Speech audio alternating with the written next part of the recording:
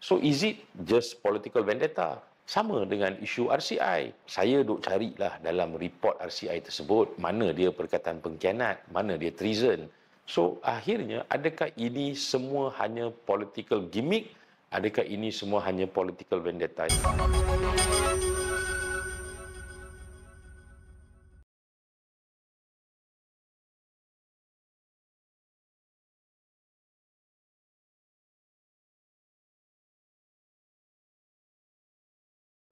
Soalan tu menarik berkaitan dengan performance dia selama 2 tahun memegang jawatan sebagai Perdana Menteri.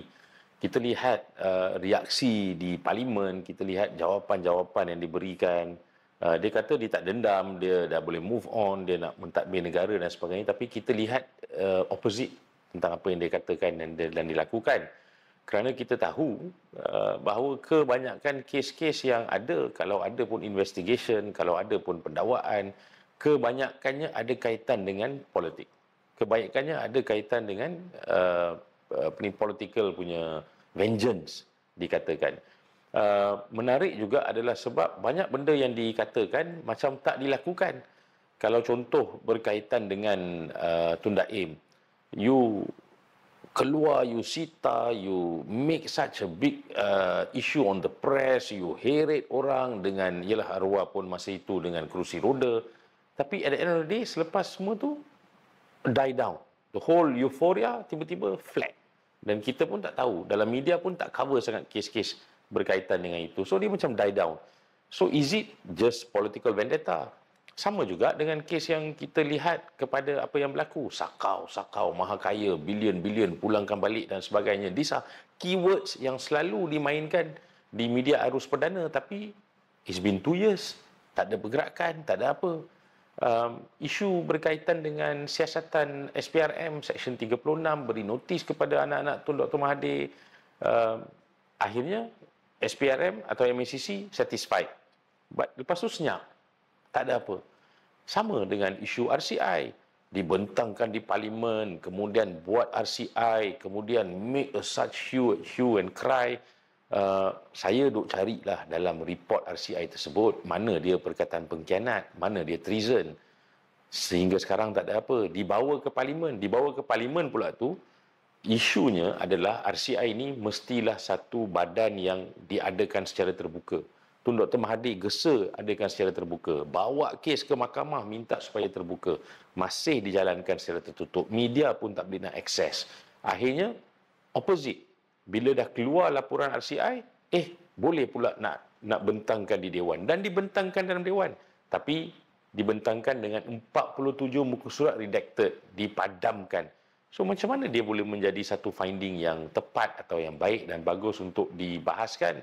Dan kita pun dah lihat dah bagaimana semasa usul itu dibentangkan, kita lihat both sides sudah divide. Ada juga yang mereka yang berada dalam government bench yang tidak bersetuju dengan syur yang ingin dikeluarkan oleh RCI. Kita tahu RCI ini dia keluarkan syur up to kerajaan untuk buat apa yang mereka rasakan perlu daripada syur yang dikeluarkan oleh RCI tersebut.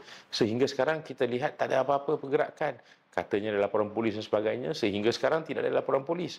So akhirnya kita rasa macam adakah kerajaan hari ini yang dipimpin oleh Anwar Ibrahim yang menyatakan dia nak buat reform, yang menyatakan dia ada tata kelola, yang menyatakan dia ada governance, yang dia kata dia nak lawan rasuah, tapi totally opposite, perlakuan itu tidak menunjukkan sedemikian. So akhirnya adakah ini semua hanya political gimmick? Adakah ini semua hanya political vendetta? Yang membawa kepada satu perkara yang menarik. 2 hari lepas, Menteri di Jabatan Perdana Menteri terkait dengan reformasi dan undang-undang telah menyatakan dalam Parlimen bahawa 18 VVIP telah pun mendapat DNAA.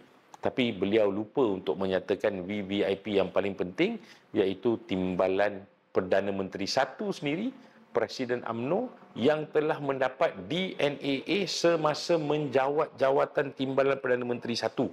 Dan tanpa DNA itulah saya katakan selalunya adanya isu antara cikgu dengan murid sehingga sekarang tak dapat dirungkai dan diselesaikan lagi. Dah masuk 17 bulan daripada September 2023 apabila Timbalan Perdana Menteri satu, Presiden UMNO ini mendapat DNAA daripada mahkamah atas desakan atau permohonan daripada pendakwa raya sendiri.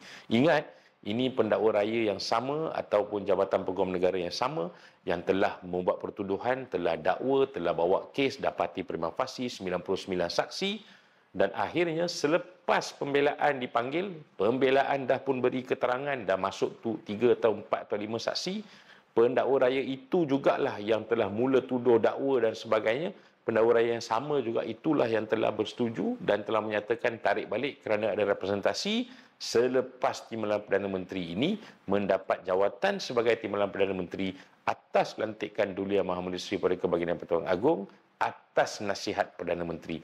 So, rakyat pun tertanya-tanya di atas pentas medan utama di hadapan media perdana menyatakan ada tata kelola, ada governance, nak lawan rasuah, nak lawan penyangak, nak lawan penyakau dan sebagainya. Tapi yang berdiri di sebelah beliau hampir setiap hari, setiap bulan dan di dalam parlimen adalah sebenarnya Timbalan Perdana Menteri beliau sendiri yang masih lagi belum selesai. Dah 17 bulan kata nak siasat, alasan-alasan untuk DNAA tersebut, sehingga sekarang janji tinggal janji, alasan tinggal alasan. So, jangan salahkan rakyat. Kalau rakyat mempersoalkan credibility seorang Perdana Menteri yang from the rooftops dia menjerit, dia nak pastikan nak lawan rasuah dan sebagainya, sedangkan banyak lagi isu-isu yang masih belum selesai.